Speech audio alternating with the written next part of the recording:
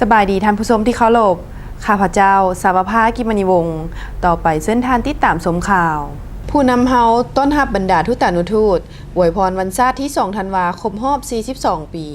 ในวันที่1ธันวาคม2017 นี้ที่ทำเนียบประธานประเทศบรรดาผู้นำเฮานำโดยทานบุญยังวรจิตประธานประเทศทานทองลุ้นศรีสุริตนายกรัฐมนตรี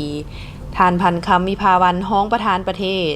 ทานเฉลิมไซกรมสิทธิ์รัฐมนตรีกระทรวงการต่างประเทศได้ต้อนรับบรรดาทูตานุทูตและผู้ตั้งหน้าองค์การจัดตั้งสากลประจำลาวพร้อมด้วยคู่สมรสเข้าอวยพรเนื่องในโอกาสวันสถาปนาสาธารณรัฐประชาธิปไตยประชาชนลาวครบรอบ42 ปี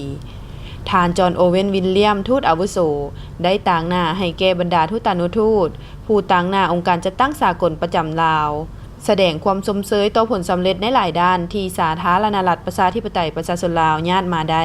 ในภารกิจปกปักรักษาและสร้างสาประเทศชาติตลอดระยะ42 ปีผ่านมาโอกาสนี้ทานประธานประเทศได้แสดงความปิติยินดีเป็นอย่างยิ่งที่ได้ต้อนรับบรรดาทูตานุทูตและผู้ตั้งหน้าองค์การจัดตั้งสากลประจำลาวพร้อมด้วยคู่สมรสที่ได้เข้ามาอวยพรไซอันประเสริฐด้วยความหักแพงสนิทสนมและเต็มไปด้วยไมตรีจิตมิตรภาพมาสู่พวกข้าพเจ้าก็คือประชาชนลาวทั้งชาติเนื่องในโอกาสวันสถาปนาสาธารณรัฐประชาธิปไตยประชาชนลาวครบรอบ42 ปีและวันปีใหม่สากล2018ที่จะมาถึงนี้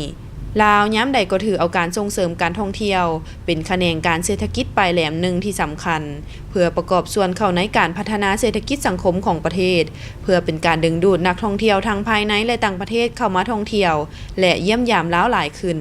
ในโอกาสเปิดปีท่องเที่ยวลาว2018 นี้ได้เชิญชวนบรรดาทูตานุทูตองค์การจัดตั้งสากลประจำลาวพร้อมด้วยญาติพี่น้องและหมู่เพื่อนทั้งหลายเดินทางมาท่องเที่ยวลาวเพื่อได้มีโอกาสมาสัมผัสกับบรรยากาศเอกลักษณ์วัฒนธรรมฮีตของประเพณีอันดีงามและทิวทัศน์ธรรมชาติที่สวยสดงดงามของสาธารณรัฐประชาธิปไตยประชาชนลาวขอขอบใจที่ติดตามชมข่าวจากสำนักข่าวสารประเทศลาวสบายดี